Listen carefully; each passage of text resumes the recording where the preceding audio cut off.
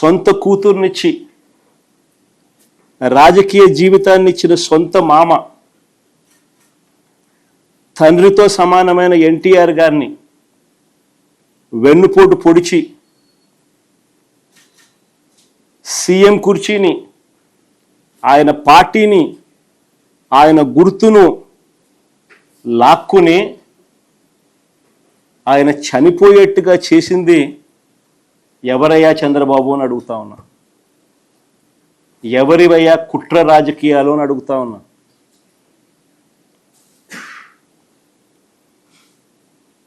మరో ఇన్సిడెంట్, వంగవీటి మోహన్ రంగారావు గారు ఒక టైగర్. ఆయన ఎలా చనిపోయారు? పేదలకు ఇళ్ల పట్టాలు ఇవ్వాలని విజయవాడలో నిరాహార దీక్ష చేస్తూ ఉంటే అర్ధరాత్రి చంద్రబాబు నాయుడు గారి గవర్నమెంటు, తెలుగుదేశం పార్టీ అధికారంలో ఉంది, అర్ధరాత్రి నరికి చంపారు.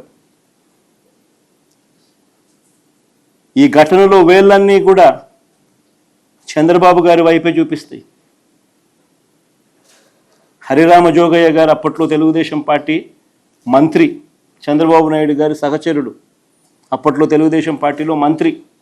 ఆయన ఏకంగా పుస్తకం రాశాడు ఏ రకంగా ఇన్సిడెంట్ జరిగింది, చంద్రబాబు నాయుడు గారి పాత్ర ఎంత బలంగా ఉంది అని చెబుతూ. ఆ వంగవీటి మోహన్ రంగారావు గారి హత్య కేసులో ఒక ప్రధాన నిందితుడు వెలగపూడి రామకృష్ణబాబు